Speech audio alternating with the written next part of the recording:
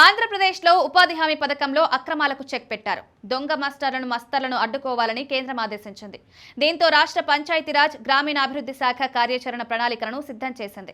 దీని అమలుకు కలెక్టర్లు ఆదేశాలు జారీ అయ్యాయి. ఉపాధి హామీ పథకంలో శ్రామికుల హాజరును యాప్ ద్వారా నమోదు చేస్తున్నారు. దీని ద్వారా నిధుల దుర్వినియోగాన్ని అరికట్టొచ్చని భావిస్తున్నారు. అందుకే యాప్ ద్వారా ఫోటోలను అప్లోడ్ చేస్తున్నారు. ఉపాధి హామీ పనిలో ప్రదేశాల్లో అక్రమాలు జరుగుతున్నాయని తేలింది. కొందరు తప్పుడు ఫోటోలు అప్లోడ్ చేస్తున్నారు. వేరే పనుల ఫోటోలను పెడుతున్నారు. హాజరు తక్కువగా ఉన్నా ఎక్కువ చూపిస్తున్నారు. పురుషుల బదులు మహిళల ఫోటోలు పెడుతున్నారు. ఒకే వ్యక్తి ఫోటోను వేర్వేరు చోట్ల వాడుతున్నారు. ఉదయం మధ్యాహ్నం వేర్వేరు వ్యక్తుల ఫోటోలు పెడుతున్నారు. కొందరు మధ్యాహ్నం ఫోటోలే పెట్టడం లేదు. ఇలాంటి మోసాలు జరుగుతున్నాయని అధికారులు గుర్తించారు.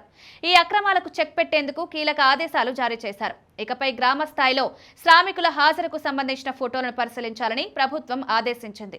మేట్లు అప్లోడ్ చేసే ఫోటోలను ఎఫ్ఏలు, పంచాయతీ సిబ్బంది వెంటనే పరిశీలించాలని, నిధుల దుర్వినియోగాన్ని అరికట్టడానికి, తప్పులు జరగకుండా చూడడానికి ఈ చర్యలు తీసుకుంటున్నారు.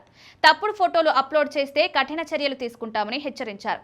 గ్రామ, జిల్లా స్థాయిలోని అవకతవకలపై నివేదికలు పంపాలని ఆదేశించారు. ఈ మేరకు పంచాయతీలో ఉండే సిబ్బంది అదే రోజు 100% ఫోటోలను పరిశీలించారు. జిల్లా పంచాయతీ అధికారులు 30 ఫోటోలు, వామ పథకం సంచాలకులకు 100 ఫోటోలు పరిశీలించాల్సి ఉంటుంది.